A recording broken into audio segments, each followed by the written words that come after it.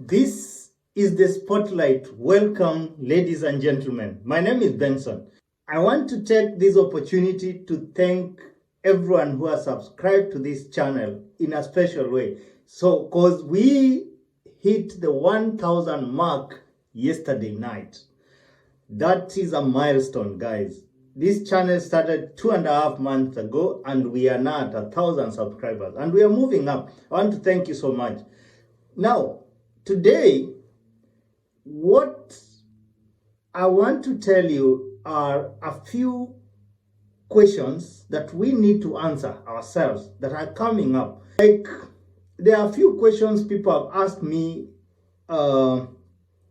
privately to come up and ask, and probably try to answer the questions on the comment section if you are able to do that comment. And I want to thank the people who have always dropped comments there, because they are really helpful. They help us improve on what we need to do. Now, I have this new issue about Raphael Tuju, who came up on JKL and tried to come up with some allegations. I'll call them allegations because he did not table any evidence. What do you mean by he was paid? By whom and how much?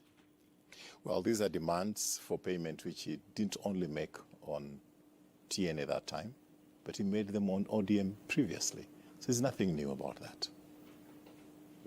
So how much? Who made the payments?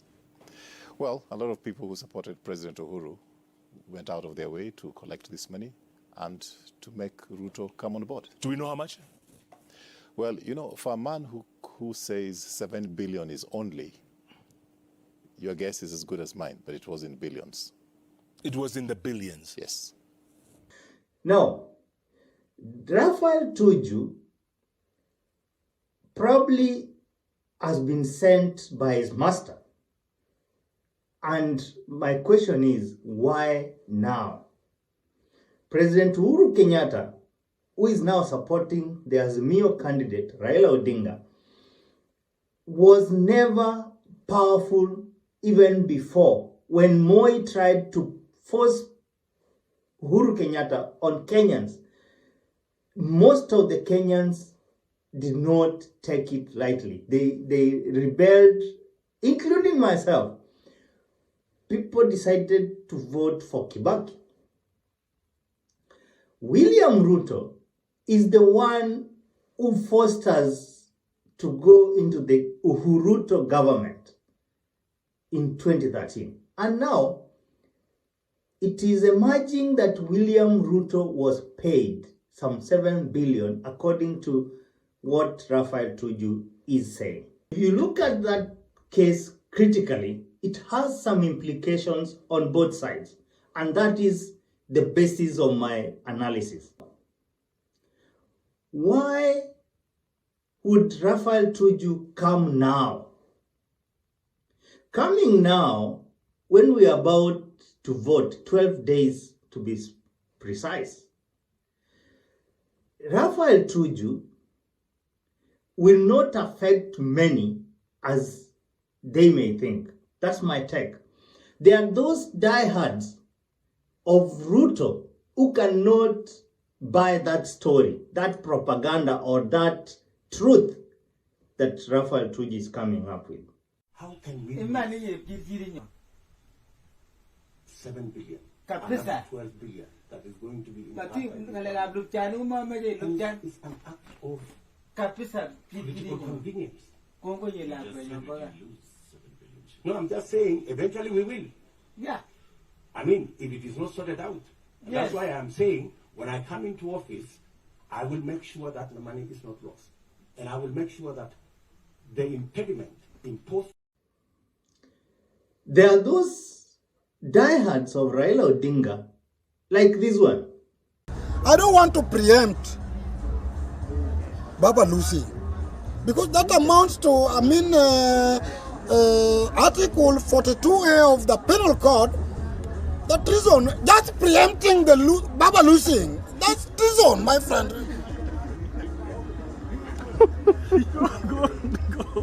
So ask me another question. I don't want to preempt the Baba Lucy. It would amount to treason, my friend. These guys cannot buy any amount of propaganda.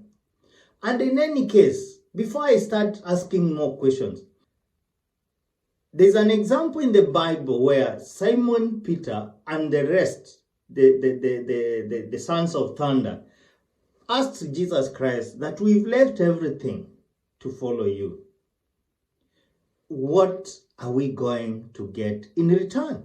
And then Jesus Christ answered and told them, I will remember you in my kingdom. That's a promise. In politics, things work differently. Now, in politics, a politician can receive that kind of money and it won't shake anybody. If you come up and say William Ruto was paid 7 billion to support President Uhuru Kenyatta, they can sneak out of that easily. Because in any case, no one will want to support another person for free. That is politics. These coalitions you see here, from 2013, CORD, there are very few coalitions that people come together based on ideologies. Most of these other guys come together because they promised each other something.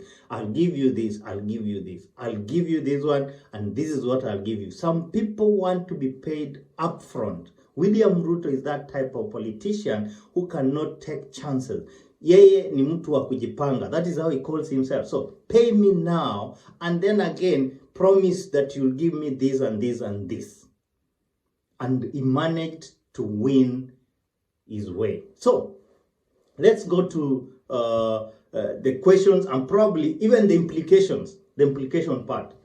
This thing paints President Uhuru Kenyatta as a corrupt person as well. It doesn't just paint William Ruto only. William Ruto is already tainted as a corrupt person. So President Uhuru Kenyatta comes out as a corrupt person because you paid a bribe. A bribe is received or paid, and by the end of the day, that's a bribe. Why does Ruto always come up and complain that I made this person a president, I made the other one, and yet he knows he was paid them? This is probably how the Kenya Kwanza team is going to answer. And this is how they're going to attack that propaganda. Number one, they'll say that is blackmail. You are trying to blackmail us for nothing. Table the evidence. Then number two, they'll say the media has always been against them. Look at who is coming up to accuse them. Tuju is a politician now, but he was a journalist. He's a journalist actually by profession. He's seated next to another journalist, Jeff Koinange. And they are tabling this evidence, or they're coming up with this story on a TV that has been accused to be siding onto us as a meal. So they're going to say that is cheap propaganda from the media and specifically Citizen TV. And then another thing, they'll say, nyinyi ni watapeli. Watapeli, those are the words they'll use to attack Tuju and the rest. Okay. What other questions do we look at? Before I wind up, the questions that were very critical, based that we still have the issues surrounding the IEBC. The questions that some people asked are, Ruto is not an IEBC staff. Why is he defending them? And is not the only presidential candidate.